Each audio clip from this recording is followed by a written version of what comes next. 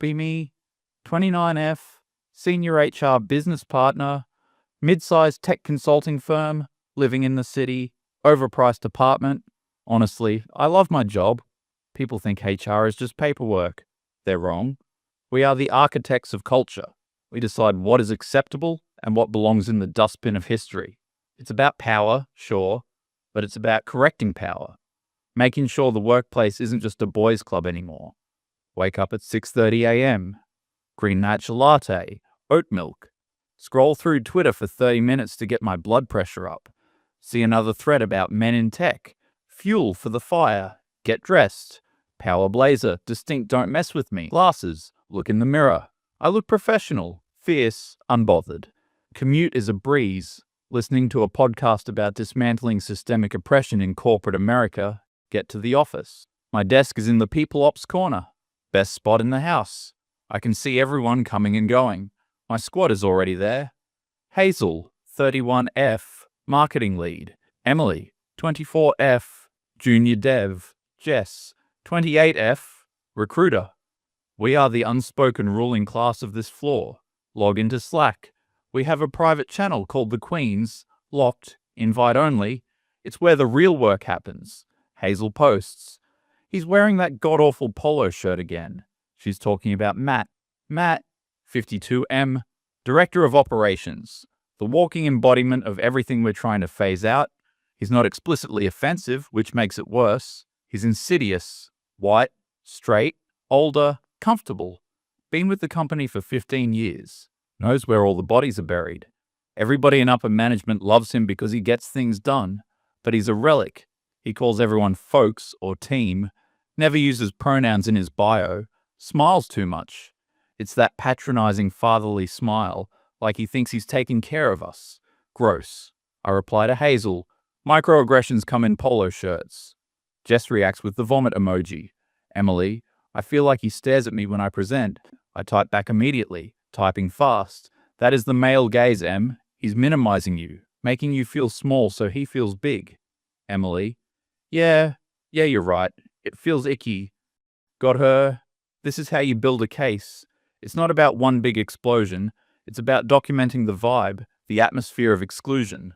Lunchtime. Nat walks by our cluster of desks. He stops. Afternoon, ladies. Hope you're having a productive week. Ladies, my eye twitches. I smile, tight-lipped. Per my last email, Matt, we prefer not to be grouped by gender. Team is fine. He blinks. That confused boomer look. Oh, right. Sorry about that. Just a habit. Have a good one. He walks off. Hazel spins her chair around. Did you see that? I nod. The dismissal. The sorry about that non-apology. Hazel. He hates that you corrected him. You could see his jaw tighten. I didn't see his jaw tighten, but I trust Hazel's instincts. He's threatened, I say, leaning back. He knows his time is running out. We're the future of this company. Open a new Word doc on my second monitor. Title it Matt J Incident Log Confidential.doc, Entry 1. Use gendered language to address female staff. When corrected, demonstrated dismissive body language and refused to engage in constructive dialogue. Save. It begins. Spend the afternoon dealing with actual work, but my mind keeps drifting back to Matt. He manages a team of 12, mostly guys, 2 women. The guys love him. They go out for beers on Thursdays. Exclusionary networking. How can the women advance if the real mentoring happens over IPAs? I decide to do a temperature check on his department next week. Purely routine, of course, just to ensure psychological safety. Leave work feeling energized. Meet Hazel and Jess for drinks. $18 cocktails at a rooftop bar. We vent about the patriarchy. Hazel mentions Matt held the elevator for her and insisted she go first. It's benevolent sexism, she says, swirling her drink. He's treating me like I'm frail. I nod rigorously. It's a power move. He controls the entry. He controls the exit. He's asserting dominance while disguising it as manners. Jess, it's so creepy. We toast to that, to taking back the power. Go home, feed RBG, watch a documentary about cults, sleep like a baby. The crusade has a target now. Fast forward 2 weeks. The Matt J incident log is growing. It's all subtle stuff. That's the hardest stuff to prove, but the most important to squash. If you let the small stuff slide, you endorse the culture. Tuesday morning, raining heavily. Everyone is rushing into the lobby. I'm walking in with Emily and Hazel. Matt is at the front door. He's holding the heavy glass door open, standing in the rain, waving people in. Come on in, dry off. Nasty one out there. He sees us, smiles that big dumb smile. Afternoon, team. Get in here before you melt. We walk past him. I don't make eye contact. Hazel mutters thanks, but sounds like she's spitting poison. We get to the elevator. Hazel turns to me. He was performing. I wipe my glasses. What? The White Knight act. Standing in the rain, holding the door. He wants everyone to see him suffering for us. It's performative martyrdom. Emily looks confused. I thought he was just being nice. It's really pouring. I put a hand on Emily's shoulder. Sweetheart, think about the implication. He assumes we need his help. He assumes we are damsels. By standing there, he makes every woman who just walked inside look bad and makes himself the savior. It's manipulative. Emily's eyes widen. Oh, I didn't think of it that way. Hazel. Plus, he blocked the flow of traffic. He created a bottleneck just to get his ego stroked. We get to our floor. I go straight to my desk, update the log. Incident. Physically blocked building entrance to enforce gender roles. Created unsafe congestion in lobby during inclement weather to seek validation.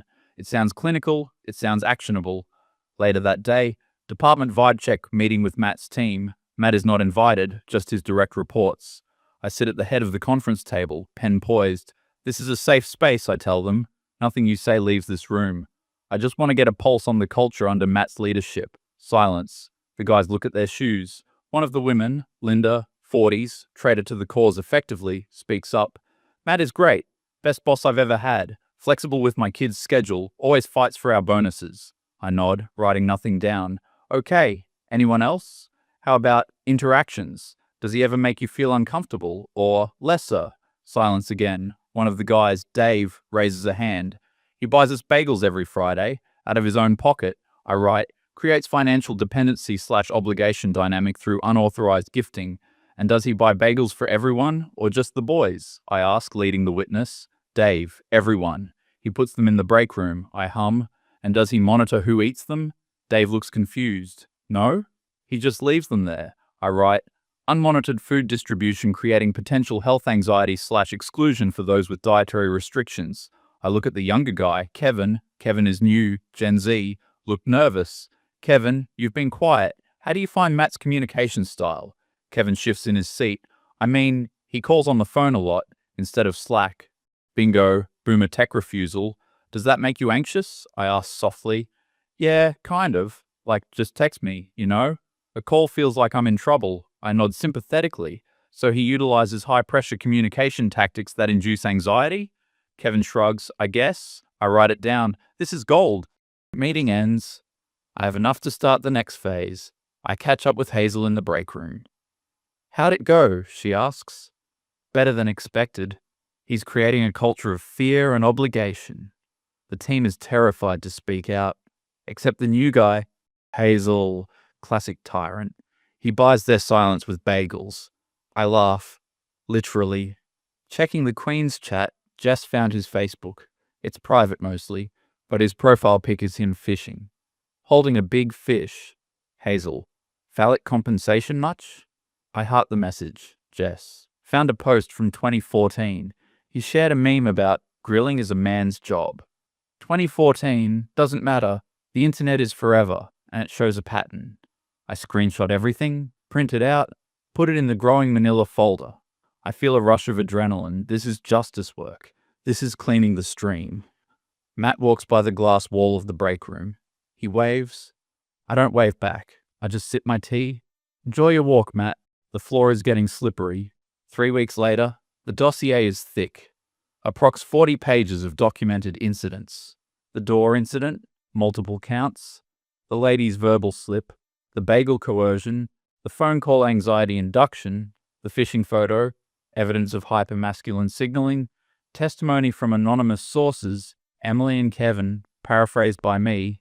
I schedule a meeting with the VP of Operations and the legal counsel. VP is a woman, luckily. Carol, she's cool, very corporate climber. Legal is a guy, run-of-the-mill suit named Gary. We meet in the executive suite. I lay the folder on the table. We need to talk about Matt. Carol looks tired. Matt? He just delivered the Q3 project under budget. What's the issue? I adjust my glasses. Performance metrics are one thing, Carol. Cultural toxicity is another. We are risking a lawsuit if we let his behavior continue. Gary perks up at lawsuit. What kind of behavior? I open the file. Systemic gender discrimination, creating a hostile work environment, microaggressions targeting junior female staff. I pull out the specific sheet about the door holding. He repeatedly targets women to physically impede their movement, asserting dominance under the guise of chivalry. It's made several women uncomfortable. I don't name Hazel as the only one. I imply it's a chorus. Carol frowns. He holds the door? Jane, is this serious? I lock eyes with her. It is 2025, Carol. It starts with the door. It ends with women feeling they don't belong in the room. We have reports of him speaking over women, using gendered slurs like girls or ladies, and creating an exclusionary boys' club atmosphere with alcohol. The Thursday beers? Gary looks at the notes. He has a meme here from 2014. It shows deep-seated bias. I interrupt. Look, we're trying to hire more women in ops, right? How can we do that with a relic like Matt guarding the gate? He is a liability. If one of these girls goes to the press or tweets about the old boys' clubs at our firm, we are cooked. Carol taps her pen. She's calculating. Matt is useful, but PR nightmares are expensive. What do you recommend? She asks. PIP? Performance Improvement Plan? I shake my head. He's too entrenched. He won't change. He'll just get better at hiding it, and he'll retaliate against the whistleblowers. We need a clean break, restructuring, role elimination, or conduct. Gary reads the file again. If these witness statements are accurate, the anxiety, the feeling of being unsafe, that's harassment, technically. I nod. It is. Impact over intent, Gary. It doesn't matter if he means to be a creep. He is making the workplace hostile. Carol sighs. Okay. Bring him in, suspend pending investigation, then we terminate. I feel a surge of dopamine so strong it's almost dizzying. Victory. I go back to my desk. Message the queens. It's happening. Gifs of women drinking wine and dancing flood the chat. Hazel. Ding dong, the witch is gone. Emily. I feel kinda bad. Is he getting fired? I DM Emily separately. Don't. He had 15 years to learn how to treat people. You're brave for speaking up. She sends a heart emoji. 4 p.m. I call Matt to my office. He walks in, looking happy. Hey Jane, what's up? Need signatures for the holiday party? I don't smile. Gary is there in the corner. Sit down, Matt. The mood shifts instantly. He sits, looks between me and Gary. Is everything okay? I fold my hands. Matt, we've received a number of serious complaints regarding your conduct. He laughs, nervous. Complaints? From who? My team? We protect the anonymity of our reporters, I say robotically. The complaints demonstrate a pattern of gender-based discrimination, creating a hostile operational environment and intimidation. His jaw drops. Intimidation? I bought them donuts yesterday. Buying silence, I say sharply. Matt, we are placing you on administrative leave effective immediately pending an investigation. Hand over your badge and laptop. He stands up, face red. This is insanity. I've given 15 years to this place. I know every wire in this building. Who is saying this? Please do not make this harder, Gary says. If you raise your voice, security will escort you. Matt looks at me, eyes wide, confused, hurt. Jane, you know me. I opened the door for you this morning. Exactly, I say coldly. He stares for a second. Then the light goes out of his eyes. He hands over the badge. He hands over the laptop. He walks out, escorted by security. I watch from the window as he walks to his car, carrying a cardboard box. I turn to the Queen's chat. Target neutralized. Drinks on me tonight. We celebrate. We talk about how the office feels lighter already. The air is cleaner, Hazel says. I believe her. I really believe we saved the company. 3 months post-Matt. The high has worn off. Reality is setting in. Ops is a disaster. Turns out Matt wasn't just holding doors, he was holding the entire framework together in his head. We promoted a guy named Jacob to replace him temporarily. Jacob is 26, one of our allies. Great vocabulary, uses all the right buzzwords, terrible at logistics. Shipments are late, clients are screaming. Carol is stressed. She comes to my desk. Jane, Retention in ops is tanking. 2 of the senior guys quit last week. They were part of the old guard, I say dismissively. We're weeding out the toxic elements. It's painful but necessary. Carol doesn't look convinced. We lost the telecom account because the server migration failed. Matt used to handle that personally. We can hire consultants, I say. This is a transition period. The vibe in the office is weird. Paranoia. Men have stopped talking to women almost entirely, unless it's strictly work-related and recorded via email. No more jokes, no more casual coffees. The boys sit in silence, headphones on. Hazel complains in the chat. Why is it so dead in here? It's like a morgue, I type. They're sulking because they can't belittle us anymore. Let them pout. But it's not just pouting, it's malicious compliance. I ask a guy from IT to fix my chair. He sends me a ticket form. Please fill this out, approved by your manager. Used to be they'd just come over with a screwdriver. Now everything is bureaucratic armor. Emily is struggling. I asked Dave for help with the code, and he said he didn't want to mansplain, so he sent me a manual link instead. I frown. He's weaponizing our language. Emily. I know, but I actually needed help. The manual is 500 pages. Read it, I snap. Empower yourself. She goes quiet. I'm stressed. Upper management is asking questions about the firing. Apparently Matt's severance was denied because it was for cause, gross misconduct. So we saved the company $150K in severance. Big win, right? Wednesday morning, I'm at my desk. Reception calls. Jane, there's a server here for you. A server? Like IT? No, a process server. Stomach drops. I walk to the lobby.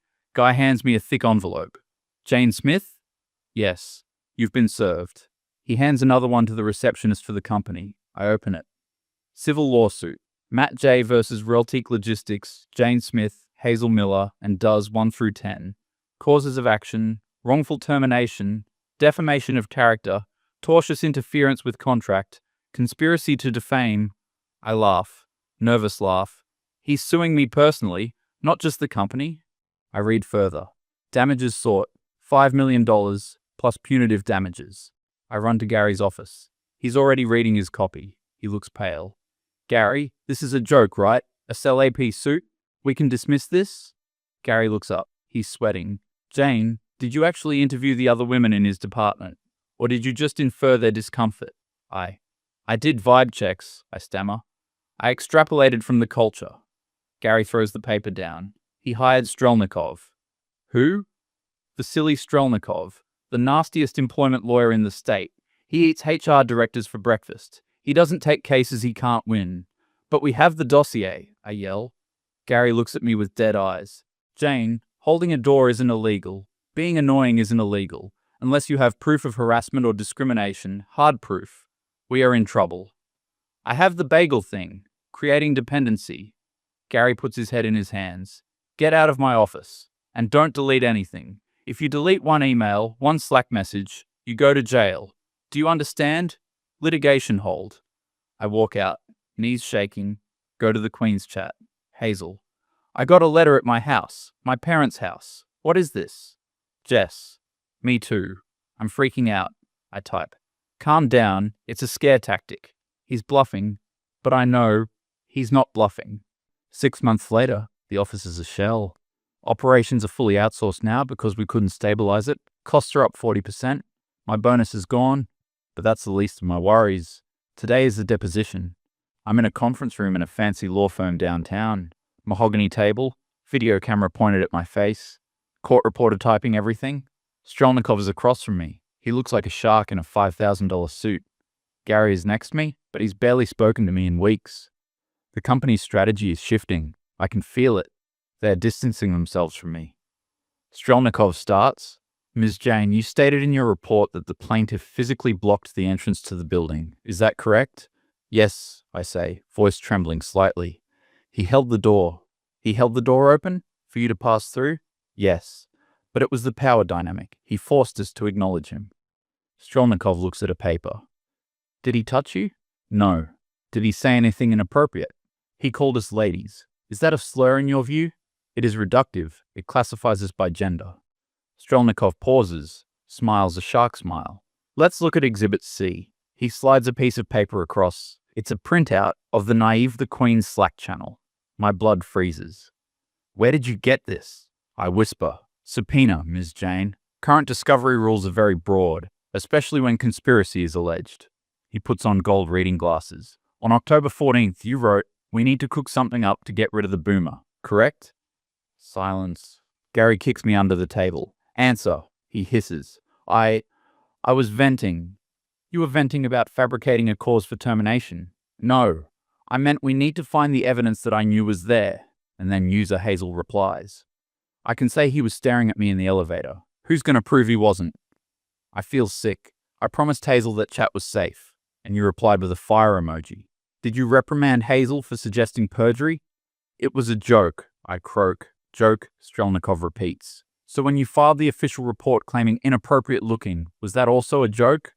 No, that was based on feelings. Based on the lie you workshopped in a chat room called The Queen's, I can't breathe. The camera is zooming in on my sweat. Strelnikov pulls out another sheet.